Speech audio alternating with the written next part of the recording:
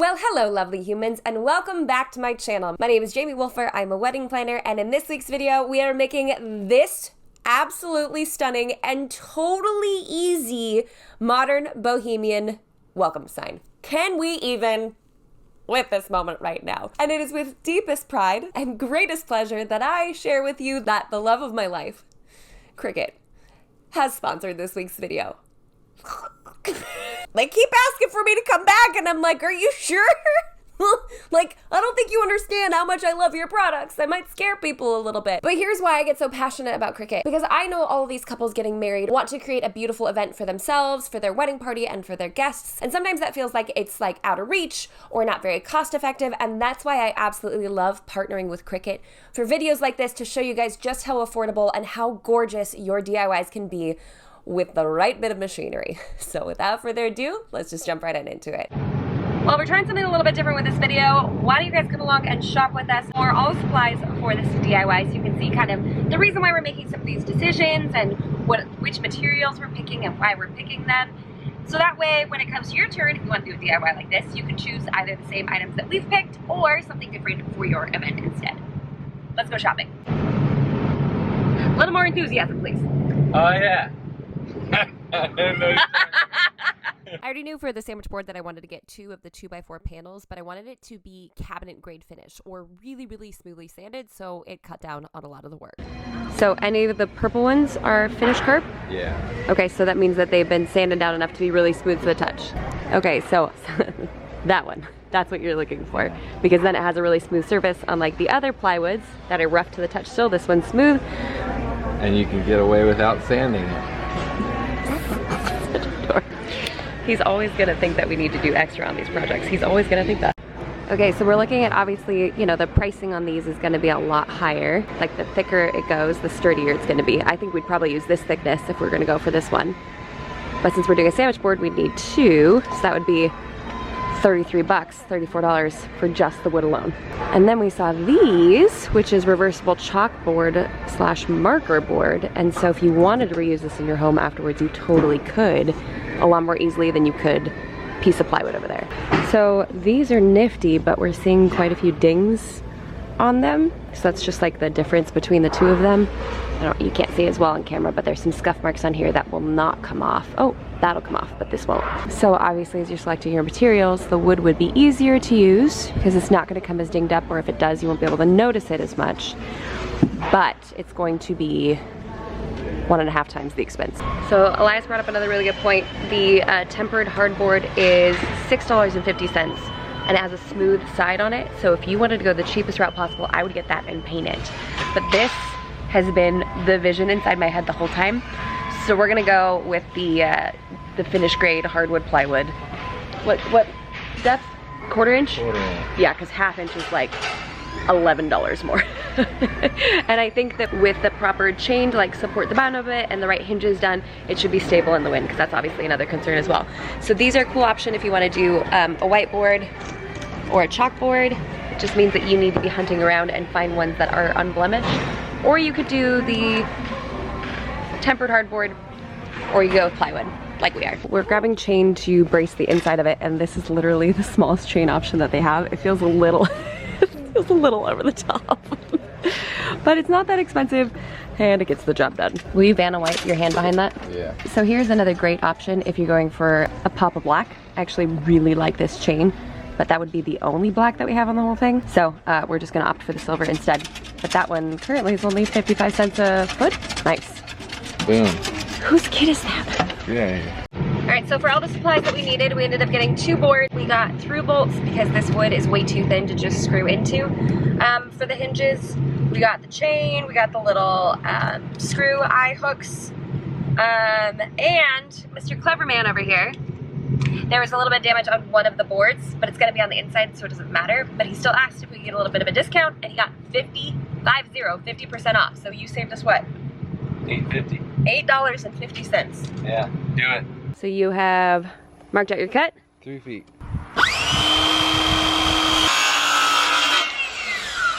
Now, of course, course, you can get your wood cut at Home Depot. They will do that for you free of charge. But because we have the tools at home and my husband can do it really quickly, we just figured we'd do it at home ourselves. So instead of having it 2x4, we now have it 2 foot by 3 foot. So now that the boards are cut down to size, I'm just gonna give them a quick wipe to make sure no dust or dirt is left behind on them. And then begin to trace out the top of my arch. I used a vintage sign letter because it's what I had on hand. Most of you are probably not gonna have something like this, but a large salad bowl will totally suffice, or you can eyeball it. There's a myriad of options here. I just grabbed what was round and closest. And after using the curve for just the top of my shape, I then used a straight edge to draw straight lines down each side for that arched doorway look. I selected this color from Joann's because terracotta is literally the only thing that any human in the wedding industry can think about right now, so I figured why not jump on that bandwagon. And got myself a little paint palette and a small brush to do the outline. I figured I would do this part rather slowly because although I don't mind the hand-painted effect, I still wanted to paint within the lines as much as possible. And then using a foam paintbrush and my children's lunch plate, don't worry, it was clean, no food crumbs. I filled in the rest of the arch, obviously, because it would have looked a little weird if I didn't. And here it is after one coat. Now let's talk about vinyl options for a project like this. So here's what I love about the different options that they have. There's the removable matte or there is the permanent glossy. Those are the two that I picked up for this project. If you are going to go for something that you will want to reuse in your home, the removable matte is the absolute way to go. Because that way you can have obviously that clean, crisp vinyl on your project for your wedding day, but remove it afterwards.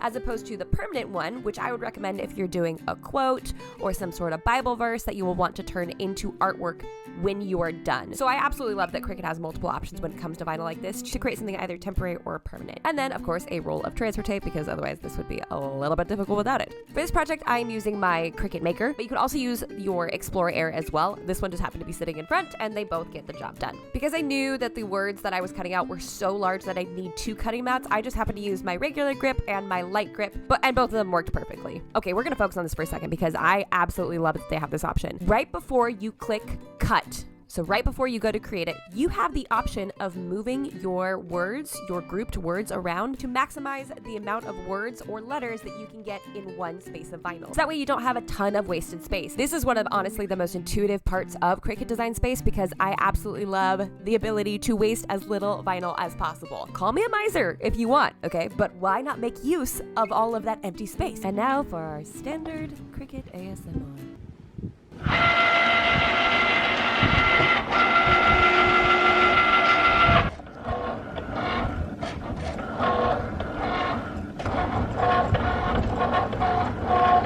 Here's a fun little bonus piece for you.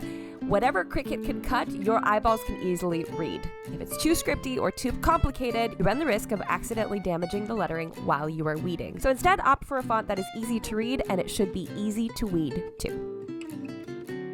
This particular word's about 18 inches wide. I don't know why I said about 18 inches. It is 18 inches wide. Why? Because that's exactly what I told Cricut to cut it at. Also, the transfer tape and the vinyl themselves, they each have these grids on them, and each square is 1/2 inch squared. So I'm able to count out exactly 18 inches and then give myself a little bit of overhang in each direction. So I didn't waste any of the transfer tape, but only took exactly what I needed.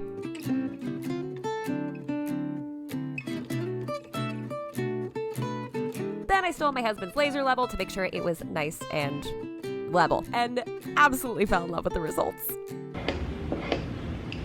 I love Cricut. It doesn't look good. Oh, I love that. That's good then.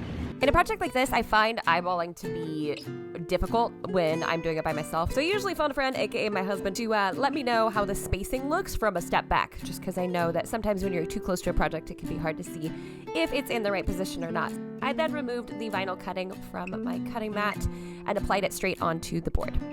I was honestly curious to see how the vinyl would attach, this removable vinyl would attach to the painted surface, and it went on like a dream.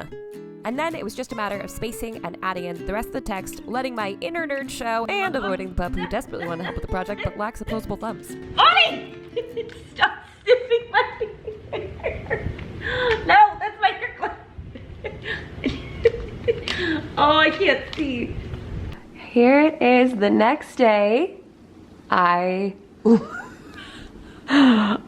love this. This may be my favorite Cricut craft to date. Now, of course, you can leave it like this, not on your mantle. Exactly, I think you don't have to do that.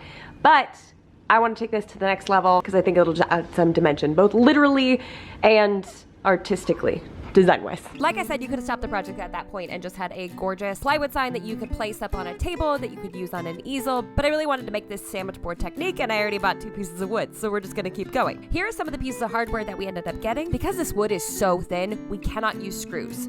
There's not enough wood for the screws to grab onto, so instead we used nuts and bolts with the hinges. And because I knew these were gonna be exposed, and I'm absolutely particular like this, I made sure all of the exposed elements were brass instead of silver, because I felt like that would fit the aesthetic much better. But of course, if you get a thicker piece of wood, you could use screws, or if it's not 2021 and the cost of lumber is more affordable, but because we're balling on a budget here, through bolts it is. We went ahead and pre-drilled the holes, obviously because the bolt can't go through with that hole, and because it's so close to the edge and the wood is so thin that we didn't want it to split on us. Lastly, we have these little eyelet screws, super, super tiny, and could go in, honestly, just by hand twisting. This is not meant to go through a tornado or gale force winds, it's just meant to stay upright at your wedding, so using a little minimal piece like this should be perfectly fine. And then some needle nose pliers to open up the chain and attach it at both ends. I would recommend leaving one end open, so you can open and close pretty quickly for transport to and from your venue as well. And here you have it, y'all. The finished product. I'm obsessed. And with a little bit of boho dress up, she is looking like a dream.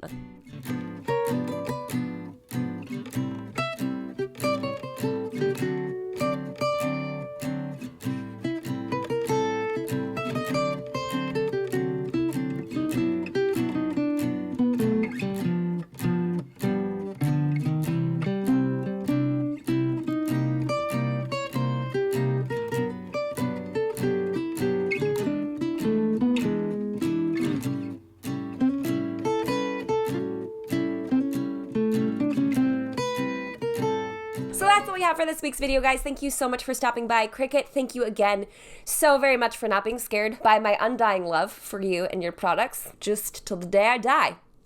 Ride or die, right here. If you guys are interested in grabbing a Cricut for yourself, which obviously I clearly recommend, there are so many ways that you could be using one for your wedding day, be sure to check out the link down below in the description box to grab one of your very own. If you like this video, be sure to smash that thumbs up button right on down there and subscribe to this channel for more tips and tricks for the ballin' on a budget bride. And until next week, bye guys!